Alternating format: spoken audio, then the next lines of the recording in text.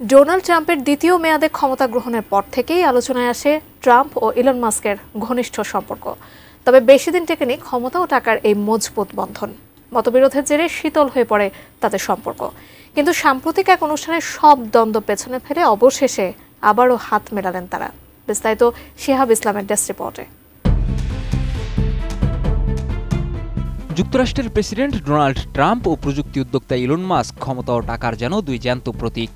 আর এক সময় তাদের ঘনিষ্ঠতা থাকলেও রাজনৈতিক ও ব্যক্তিগত মতবিরোধের কারণে ছিন্ন হয়েছিল তাদের সম্পর্ক।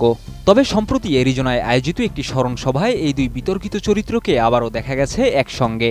সেখানে করমর্দন ও একান্ত কথোপকথনেও জড়ান তারা, যা ঘিরে নতুন করে শুরু হয়েছে জল্পনা। তাদের সম্পর্ক কি পুনরায় জোড়া লাগছে? দ্য গার্ডিয়ানের প্রতিবেদন অনুযায়ী এই স্মরণ সভাটি আয়োজিত হয়েছিল ডানপন্থী রাজনৈতিক কর্মী চার্লি কার্ককে ঘিরে, যিনি গত 10 সেপ্টেম্বর উটাই বিশ্ববিদ্যালয়ের ক্যাম্পাসে গুলিবিদ্ধ হয়ে নিহত হন। হাজারো মানুষের উপস্থিতিতে আয়োজিত এ সভায় ট্রাম্প ও মাস্কের মাঝে কিছুক্ষণ কথা হয় এবং তারা করমর্দন করেন।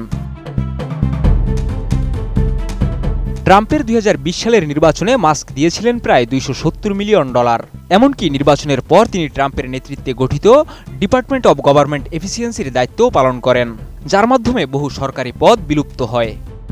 মোনালিসা হেভি ফ্লো 15 পিস প্যাকেটের সাথে 8 পিসের একটি প্যাকেট একদম ফ্রি। তবে হোয়াইট হাউসের কর ও ব্যয় সংক্রান্ত একটি বিলকে কেন্দ্র করে দুজনের মধ্যে সৃষ্টি হয় তীব্র মতবিরোধ। পরবর্তীতে মাস্ক একাধিকবার সামাজিক মাধ্যমে ট্রাম্পকে প্রকাশ্যে সমালোচনা করেন। এমনকি অ্যাপস্টিন ফাইলসে ট্রাম্পের নাম থাকারও অভিযোগ তোলেন তিনি। জবাবে ট্রাম্প ও মাস্ককে বহিষ্কার করার হুমকি দেন। এরপর মাস্ক ঘোষণা দেন আমেরিকার ফার্স্ট পার্টি নামে নতুন একটি রাজনৈতিক দল গঠনের, যদিও এখনও পর্যন্ত দলটি কোনো আনুষ্ঠানিক কার্যক্রম শুরু করেনি।